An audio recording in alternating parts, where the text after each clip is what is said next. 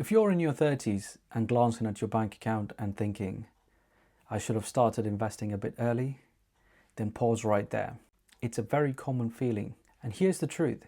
Your 30s are an ideal time to start thinking about your investment because the time is still on your side for that compound growth to work its magic. And in the next 15 minutes, I'll give you a straightforward plan to help you think clearly about your personal financials. A straightforward, no fluff plan driven by data and facts to help you get started. Hi, I'm Wilf. Welcome to B&IE. I've been living in the UK for the last 15 years, and this guide is specifically drawn from my own personal journey, navigating through currency challenges, taxes, so the struggle that I face, you don't have to. Let's go. Now let's break this down into 3 stages. Where people go wrong, what it's costing them, what are the simple fixes to get this right. Think of this as a conversation between a couple of friends rather than being a lecture. High interest debts such as credit cards are not just bills alone, these are stealing your future, sometimes at 20% annually. Fix this first to set your foundation right. Many in their 30s carry over debts from their 20s. These debts include credit cards, personal loans, and buy now, pay later scheme. The issue is not about the debts, it's the interest rate that you are paying on these debts. Sometimes these interest rates are between 18 to 25%. Now let's take 20% as an example. If you're borrowed, say £5,000 on these debts and they're charging you 20%, you're paying annually £1,000 as interest alone. Fix it. There's a simple method to do that. Use the avalanche method or a snowball method. List down all your debts, ranking from the highest charging interest rate credit cards at the top to the lowest one. Pay minimum on the lowest ones and redirect all that cash into paying off your top one. That way you're tackling your highest charging interest credit cards first, and that gets paid off quickly. And then once that is paid off, move on to the next one. And if you've got option to take out a zero balance offer from a credit card company, then you might want to avail that option as well, because that one will charge you somewhere between 3 or 5% initially. So that's just an initial fees that you have to pay for your zero balance. And if you can get one, make sure you get it. If you've got loans that is still outstanding, and if you're being charged say 15 or 20%, then look for refinancing it. That is the easy ways to bring your interest payment down and then pay off your loan quickly. Here's what I would do if I had a loan like that. I would look for a refinance, but at the same time, if I do get one and if it's charging you less, I don't actually pay less money into that particular loan payment. Instead, I would pay what I was actually paying initially on that loan. That way I can pay off that loan as quickly as I can at a lower interest rate. Tackling your debts aren't very exciting period, but this is the foundation and you have to get this right. Without setting this right, everything will start becoming wobbly. Life throws a lot of curveballs. A job loss, sometimes an unexpected car repair or a boiler repair. And if you don't have an emergency fund, then you're borrowing more debts. Fix this right, build an emergency fund. Now that you've cleared off your debts, you don't want to straight away put your money into stocks and ETFs. The first thing you have to do is build an emergency fund.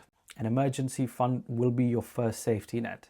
An emergency fund, according to me, is 3 to 6 months of your essential expenses. These expenses include your mortgages, credit cards, your day-to-day expenses, buying groceries. First of all, calculate how much this is going to be like, and then multiply that by 3 or 6 months. The higher, the better it is. But I don't expect you to straight away start saving that amount of money and put it away to your savings account. Start small. Start with £1,000. Once you've put that away into a savings account, you have the freedom to think about if there is something happens, you always have some emergency fund sitting there for you to access it. So that's your safety net.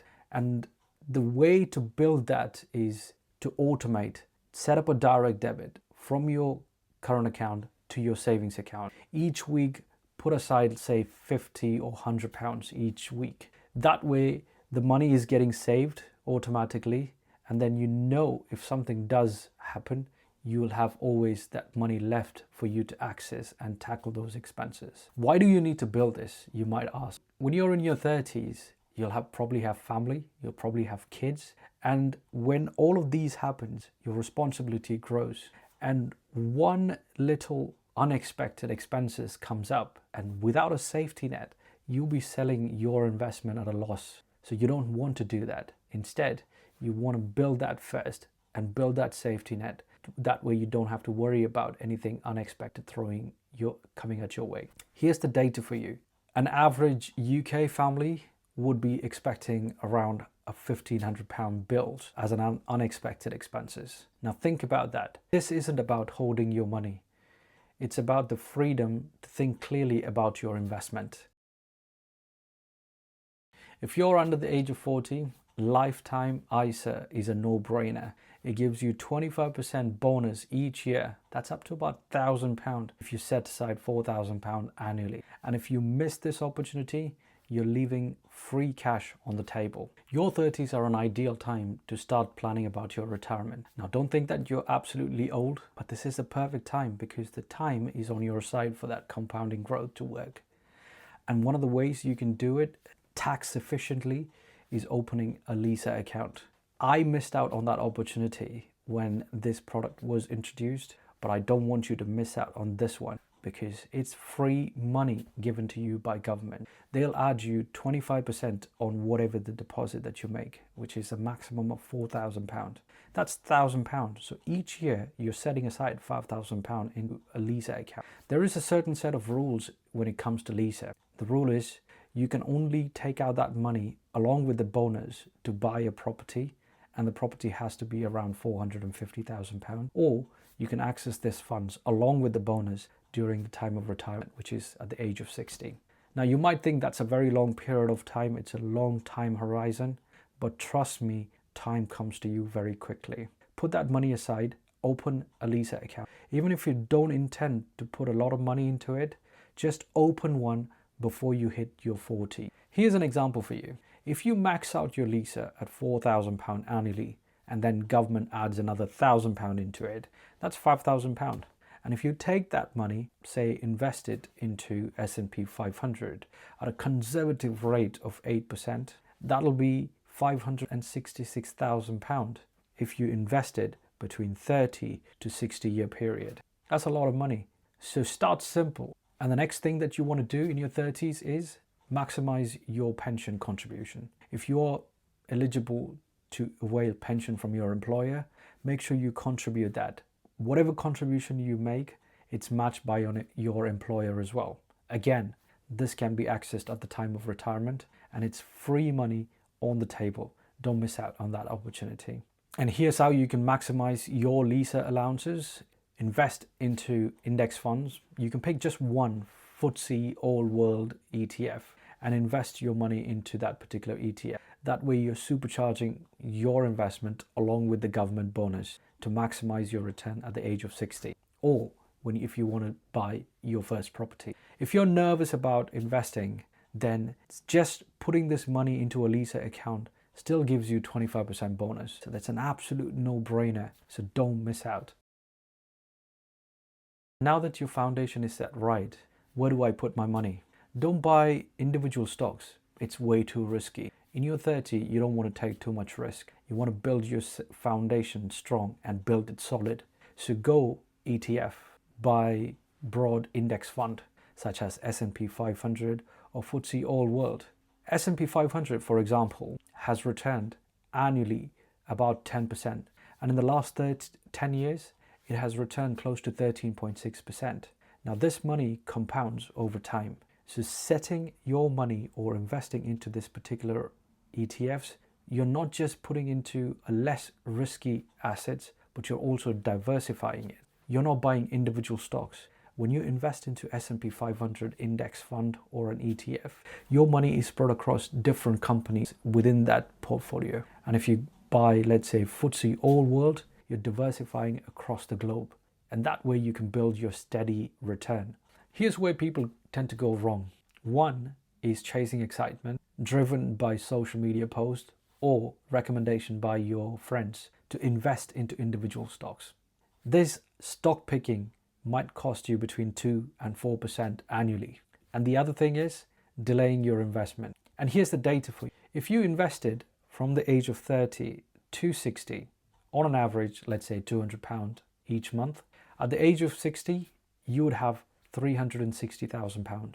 But if you delay and start investing at the age of 40, you would be left with just £162,000.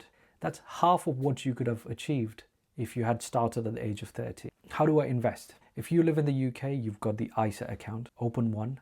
And if you live elsewhere, look for a tax efficient account in your country and open one. Pick an index fund like S&P 500 or a FTSE All World, and then fix an amount, the amount that you can contribute each month into this account, and start investing into these ETFs. If you're cautious, go 80% equity and then 20% into bonds. And each year, look at your portfolio and try to rebalance it. Remember, make sure you pick an index fund which charges you the least amount of fees. Look for the performance for the last year or so, and then start investing. And stay long term. Stay consistent and be boring.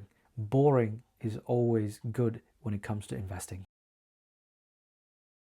If you get a salary raise, don't upgrade everything. Instead, redirect that money into investing, because a lost money adds up to thousands of pounds over time. In your 30s, your income is also rising. So does the temptation and the traps. You might be tempted to actually buy a fancy car or that flat to upgrade. Some of the things are absolutely necessary, because if your family is growing, you might want to buy a bigger house. Absolutely.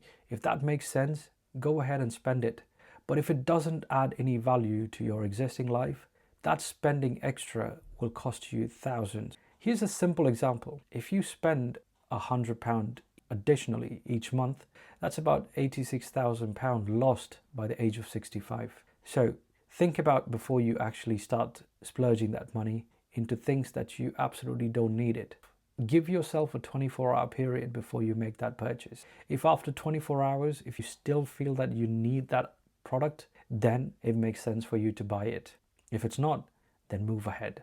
Another thing that people tend to go wrong with their investment journey is being overcautious, parking all their money into savings and leaving it there for it to grow. Year on year, that money is wasted away due to inflation. And the other set of people chase excitement. They invest into unproven assets such as cryptocurrency, where the market keeps fluctuating based on emotions, and all of a sudden you just realize that your money is tied into these particular assets, and then when the panic drives your investment, you're selling at a loss. So don't try to chase that and lose your money. Instead, put it away into an index fund, which is safe and boring, not very exciting as cryptocurrency, but it gives you a steady growth. It beats every single broker out there who's investing in individual stocks.